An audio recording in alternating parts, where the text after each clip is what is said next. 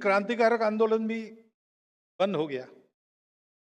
अनेक लूपहोल्स के कारण, अनेक कमियों के कारण अंग्रेज सरकार ने दबाने में यश प्राप्त किया कि मेडिकल की पढ़ाई भी पूरी हो गई। 1,000 रुपये मासिक की एक नौकरी बर्मा में ये तैयार थी। पाल ने कहा मैं नौकरी के नहीं आया, मैं तो अपने देश के लिए काम करने वाला। नागपुर वापस आए।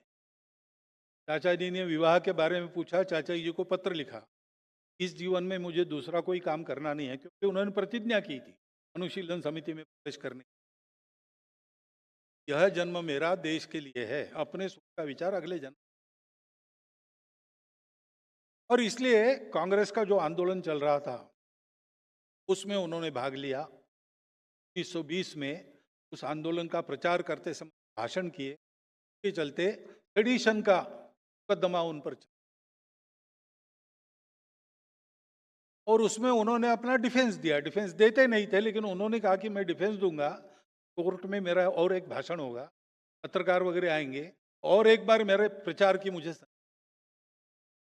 और उन्होंने भाषण किया। वो भाषण करने के बाद जो जजमेंट आया, जज ने लिखा जिन भाषणों के कारण इनको आरोप लगा है इन पर, उन भाषणों से का बचाव का भाषण ज्यादा सेडिशियस, क्योंकि उन्होंने यहीं से शुरुआत की कि अंग्रेज लोग हमारे ऊपर राज्य कर रहे हैं, ये किस कानून के तहत कर रहे हैं, वो किसने अधिकार दिया।